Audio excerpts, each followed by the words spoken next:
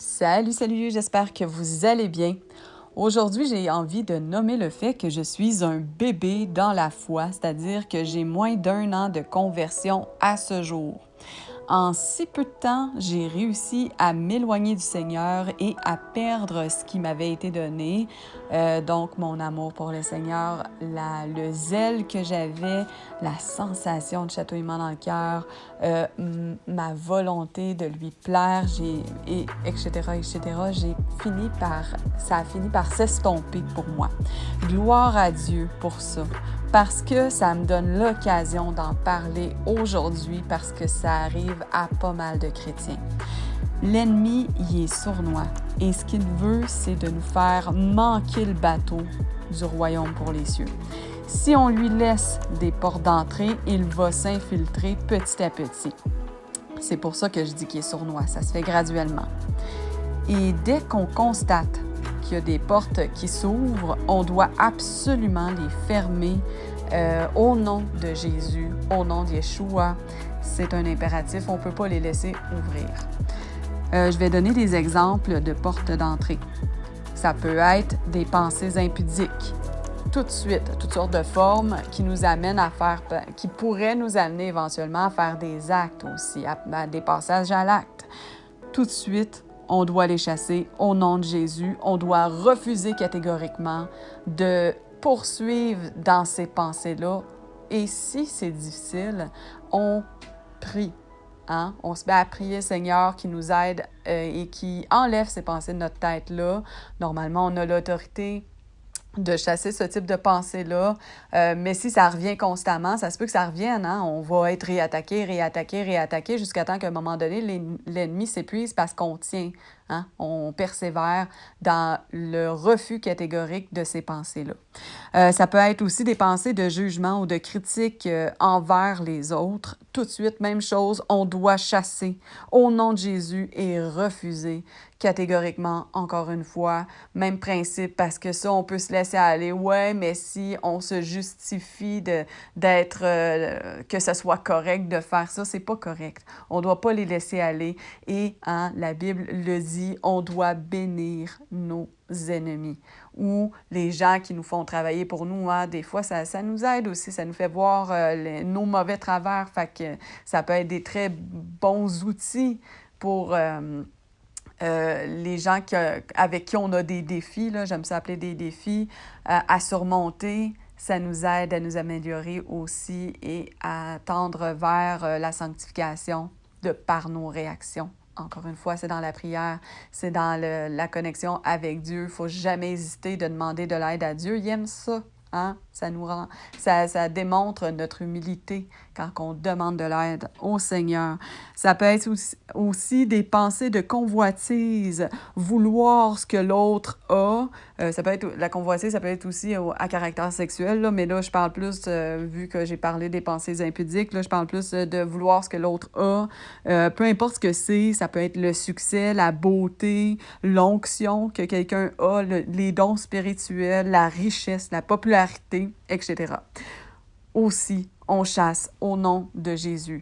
Il y a toutes sortes de pensées qui peuvent venir comme ça. Il ne faut vraiment pas laisser ces portes d'entrée-là et il faut s'en rendre compte immédiatement. On ne la laisse pas, OK? Puis c'est ça. Ensuite, ça peut être aussi des passages à l'acte. Ça, c'est comme le stade suivant. Hein? Là, l'ennemi commence à avoir un petit peu plus d'emprise hein? Parce que ça a commencé par des pensées. Puis ensuite, il y a des passages à l'acte qui peuvent se faire.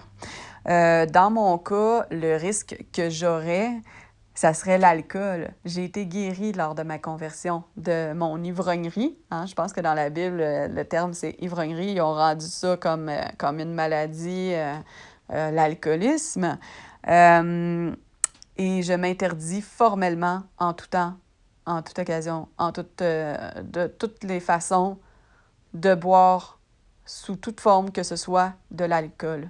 Je m'interdis de façon absolue parce que je sais que ça serait la porte d'entrée qui me ferait planter solidement je ne veux pas fléchir d'un seul millimètre là-dessus. C'est pas parce que j'ai pas eu des pensées, justement. J'en ai eu des pensées de ça. Ah, ben je pourrais voir si je suis guérie pour de vrai, je devrais pas avoir de problème à boire une bière. Non, non, non, non, non.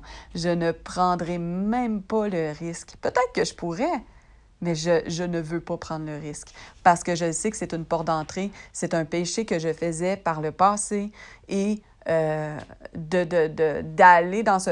Quelqu'un qui n'a pas de problème d'alcool, ça ne dérange pas. Je ne dis pas qu'il faut absolument bannir l'alcool.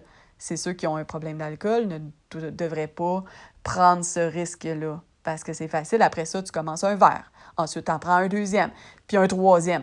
Puis après ça, c'est bien dur de revenir. Hein? Quand tu tombes dans le péché, c'est dur de te rattraper. Je le vois, je le constate.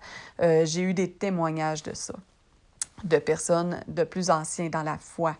Fait que c'est important si vous êtes aussi, comme moi, un bébé dans la foi, ne laissez aucune porte s'ouvrir comme ça de façon absolue. Soyez ferme là-dessus, priez immédiatement, chassez au nom de Jésus ce genre de pensée-là. On ne peut pas laisser ça, puis fortifiez-vous les gens qui sont tombés, relevez-vous. Je vous encourage fortement à le faire. Selon chaque personne, ça varie, nos travers, nos faiblesses, nos péchés, nos portes d'entrée. Si on passe à l'acte une fois, c'est possible qu'on y aille une deuxième fois et ainsi de suite. Après, c'est difficile de revenir, comme je l'ai dit. Je crois que de laisser passer ou de tolérer des pensées impures nous éteint à petit feu, puis tranquillement, pas vite, on s'en rend pas forcément compte. C'est ça qui est sournois. Et en plus... j'ai l'impression que ça nous fatigue, ça nous rend épuisés de tomber dans le péché parce que quand on est avec le Seigneur, on se repose en lui. Il nous donne le repos quand on est dans l'obéissance au Seigneur, on se repose. Mais quand on commence à tomber dans le péché, on se fatigue, on devient épuisé. Puis c'est là qu'on tombe dans la distraction. Puis la distraction est tellement... accessible. C'est dans ma vidéo précédente, j'en ai parlé. Je ne vais pas revenir sur ce sujet-là nécessairement, mais on est très à risque. Il faut éviter la distraction le plus possible. Je parle de ça parce que j'ai remarqué que certains anciens dans la foi se sont éloignés peut-être sans s'en rendre compte ou en le sachant, se sont éloignés du Seigneur. Je vous exhorte à prier, à supplier Dieu de vous ramener vers lui. Soyez encouragés par certains bébés dans la foi, pas forcément moi, là, mais il y en a d'autres que peut-être que vous côtoyez. Quand vous voyez des nouveaux qui ont le zèle, penchez-vous vers ça. Attention à la convoitise, là, par exemple, parce que des fois, ça peut nous amener dans la convoitise de vouloir revivre ça, d'envier l'autre personne parce que « Ah oui, moi aussi, j'ai vécu ça, je l'ai pu. » Puis c'est ça la convoitise, hein? Il faut faire attention.